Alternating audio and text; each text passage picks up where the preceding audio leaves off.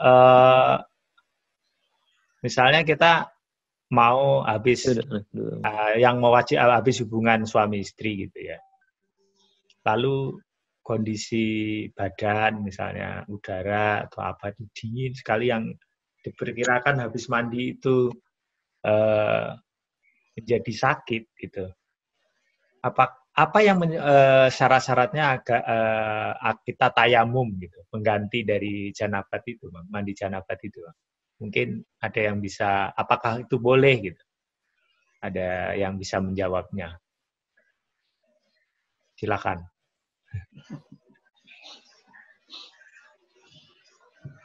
Mas Yatno, Ya. kalau di Indonesia sih posisi dingin banget itu tidak terlalu dingin ya. Iya. Maka kalau kita alasannya dingin banget di Bogor gitu ya belum bisa diterima itu Mas Yatno. Khawatirnya terus sakit, nah itu harus dibuktikan dulu Mas Yatno. Kalau habis mandi sakit gitu ya? Iya, harus dibuktikan dulu. Di rumah tuh ada pemanasnya juga kan Mas Yatno? Rebus air dulu, ya. Rebus air dulu gitu. Kecuali memang posisi ketika sudah dicoba 1-2 kali, memang posisi itu ya, di rumah tidak ada pemanas.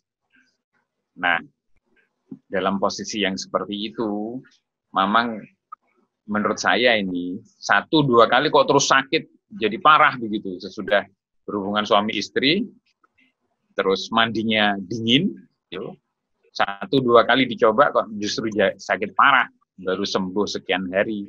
Nah itu baru boleh tayamum.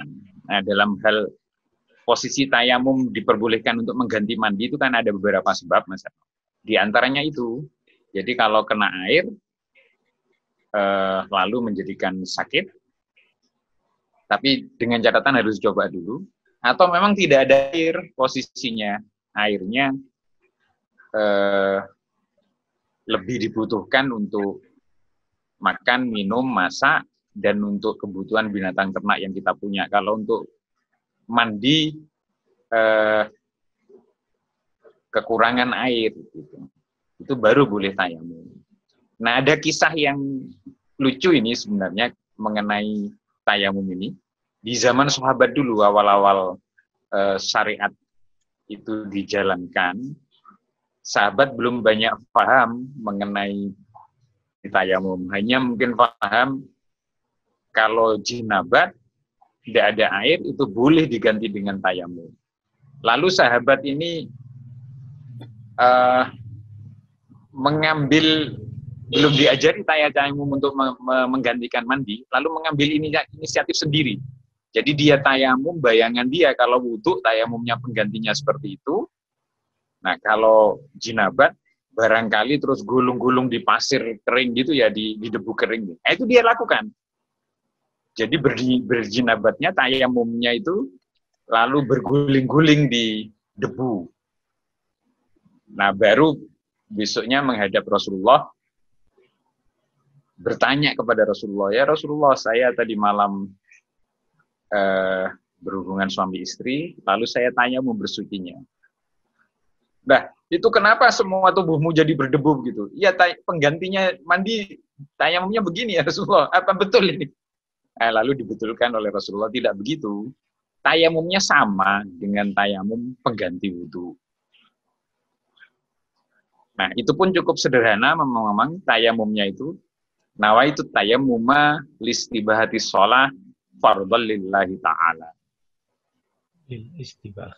Niatnya itu, kemudian tepukan pertama masukkan kenakan ke debu, lalu usapkan ke muka, dan diusapkan itu juga tidak harus terlalu detail.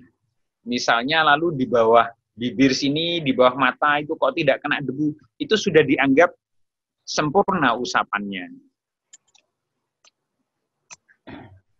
Lalu posisi yang tangan kanan itu waktu ngaji dengan Ustadz kita diajari, tangan kiri itu dibagi menjadi 2 posisinya. Yang atas ini untuk bagian bawah, yang tapak yang kena debu bagian bawah ini untuk tapak atas. Jadi lalu, nah itu Mang Rizal mempraktekkan begitu.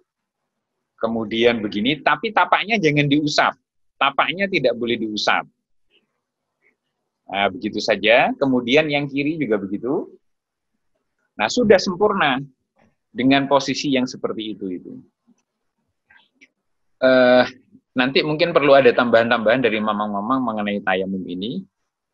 Posisinya seperti apa. Nah, lalu yang perlu saya ingatkan pengalaman saya ketika di puncak berwudu atau habis buang air besar dalam posisi yang terlalu dingin, itu kadang-kadang kita sudah karena misalnya habis buang air besar dalam bersuci itu, karena merasa sudah nyes gitu kan ya, dinginnya dingin sekali itu, sehingga pantat kita ketika dari buang air besar misalnya sudah terasa, dan itu sudah kita ulang berapa kali. Hanya saja memang perlu ngecek betul apakah masih ada bau. Karena maaf ini contoh yang menjadi pengalaman saya juga untuk akhirnya menentukan cara bersucinya yang lebih baik. Nah, saya pernah suatu saat di puncak kemudian buang air besar. Dan kebetulan tidak ada sabun. Saya merasa sudah bersih. Tetapi ketika keluar dari kamar mandi, kemudian saya sempat menyentuh masih bagian, belum berwudu ya, saya sempat menyentuh bagian dari dubur itu. Rupanya kok masih bau. Nah, dalam posisi yang seperti ini, karena najis itu harus hilang warna, rasa, dan bau. Nah, dalam posisi seperti ini bau, nah itu memang harus mengulangi lagi. Walaupun sangat dingin tuh posisi air di puncak. Nah, jangan lalu terus merasa, sudah suci ini, terus sholat. Tapi kalau masih bau itu harus diulangi berwudunya. Nah itu mungkin tambahan dari saya, Mas Setno. Mangga memang yang lain. Terima kasih.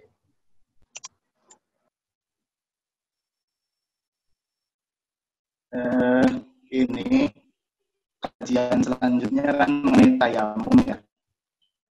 Jadi nanti minta dipersiapkan ya kepada memang semuanya untuk bagaimana ya kita membahas tayamum itu ketika di pesawat ya misalnya yang airnya terbatas, sedangkan lama ya hampir 10 jaman gitu di pesawatnya. Terus itu mengenai tayamum, jadi bahasan selanjutnya nanti mengenai tayamum. Untuk tadi kisah Mang Haji Soleh itu ya mengenai mengenai tadi masih ada baunya. Ya kalau kita memang betul kalau kita kemudian mendeteksi lagi ada baunya, ya emang itu harus diulang. Tapi kalau misalnya sudah yakin gitu, terus tidak diusap lagi, tidak diperiksa lagi, ya itu menurut saya sudah sah gitu kalaupun nanti melakukan sholat. Jadi karena dengan keyakinan saja yang saya dengar gitu ya ketika mengaji, ketika senior saya ngaji kemudian dia ngobrol-ngobrol, oh ternyata katanya kalau dia pulang ngaji itu cerita, kalau saya itu ketika istilahnya cebok gitu ya, membersihkan setelah BAB, itu kalau saya suka dicium katanya, masih bau nggak katanya gitu. Ternyata tadi saya ngaji katanya cukup dengan yakin aja katanya gitu. Wah yakin nih udah bersih gitu. Nah, itu udah cukup katanya gitu. Itu mungkin tambahan dari saya. Mungkin dari Mang Momo ada keterangan yang lain. Silakan. Terima kasih. Tadi sebetulnya kan prinsip dari menghilangkan najis itu kan 3 ya. Harus hilang rasa, warna, dan baunya gitu. Nah, yang ditoleransi di dalam fikih itu kan warna ya. Jadi ketika misalnya berkali-kali sudah dibersihkan, misalnya pada pakaian kita gitu, membersihkan najis nih, ternyata warnanya tidak hilang-hilang gitu ya, dangkal, nempel, kuat gitu ya, pastikan bau dan rasanya hilang gitu. Nah, kalau misalnya dua itu hilang, maka itu sudah dihukumkan suci. Nah, kemudian bagaimana kaitannya tadi dengan istinja ya, buang hajat begitu.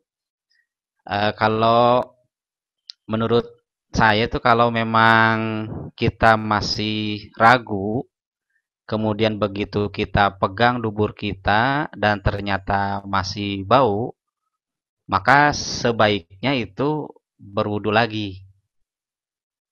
Sebaiknya berwudu, sebaiknya istinja lagi gitu ya, cebok lagi. Sebaiknya cebok lagi. Karena itu sudah masuk ke wilayah ragu-ragu. Tapi kalau misalnya kita sudah merasa yakin, yakin itu kan artinya sudah hilang warna, rasa, dan baunya gitu ya. Nah, meskipun pada kenyataan ternyata masih meninggalkan baunya gitu di dubur kita. Tapi kita sudah yakin karena kan kaidah usul fikihnya kan al yakinu la yazalu bisyak gitu ya. Keyakinan tidak bisa hilang dengan keraguan-raguan gitu. Tapi kalau kita masih ragu, nah itu ragu-ragunya itu yang harus kita hindari. Nabi sendiri kan mengatakan da' ma yuribuka illa ma la yuribuka dan seterusnya.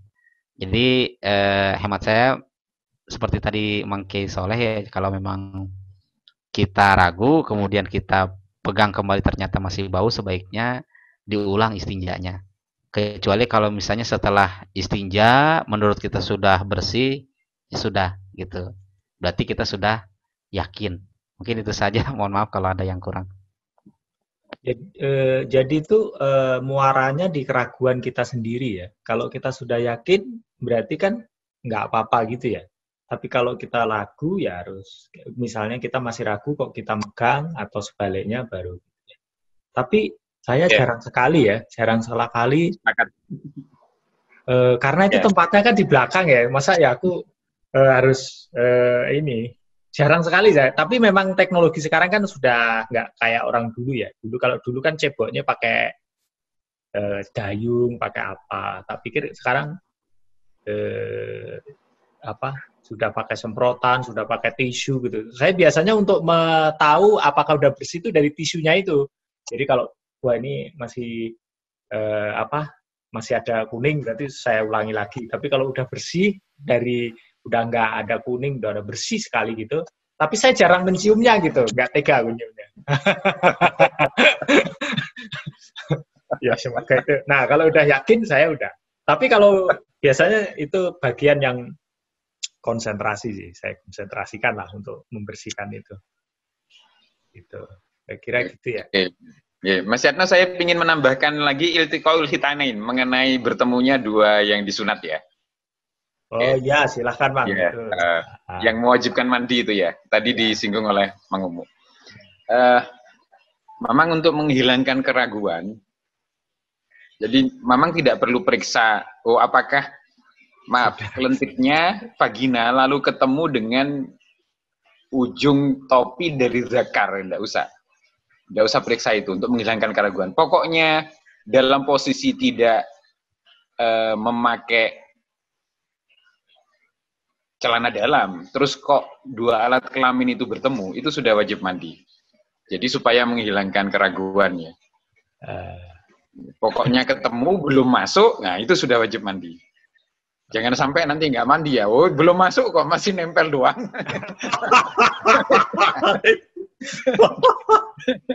Nah itu harus wajib mandi. Jadi kalau sudah nempel, mendingan dimasukkan sekalian. Oh gitu ya. Iya, soalnya itu sama-sama wajib mandinya. Tapi kasusnya mungkin jarang-jarang, semua nempel masa ya nggak jadi kan repot ya.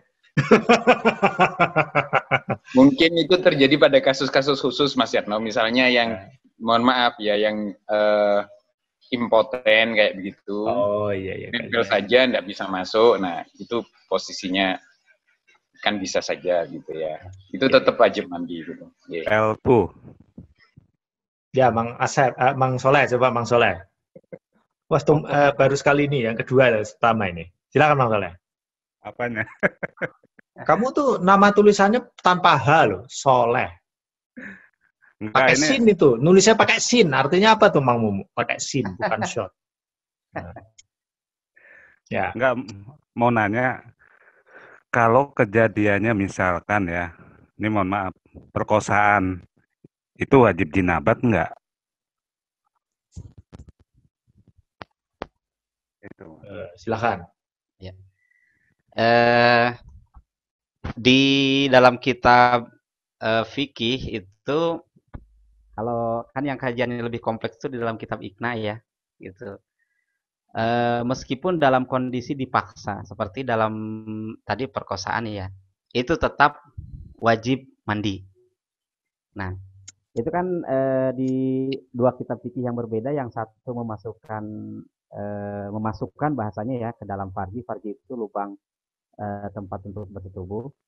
Nah, itu termasuk di dalamnya ketika mohon maaf menyetubuhi binatang ternak. Contoh misalnya ada orang-orang tertentu yang punya kelainan, misalnya begitu ya, ada binatang terus dia setubuhi, nah itu yang bersangkutan wajib mandi. Oke.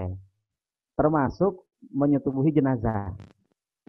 Ya, jenazahnya tidak usah dimandikan lagi, karena perkara syariat hanya mengenai orang yang masih hidup. Ya, kalau jenazahnya sudah dimandikan itu tidak perlu dimandikan lagi. Tapi yang bersangkutan yang melakukannya itu wajib mandi. Nah, kasus perkosaan tadi, walaupun dalam kondisi dipaksa begitu ya, dia tetap wajib mandi janabat. Ya, mungkin ada tambahan dari yang lain. Terima kasih.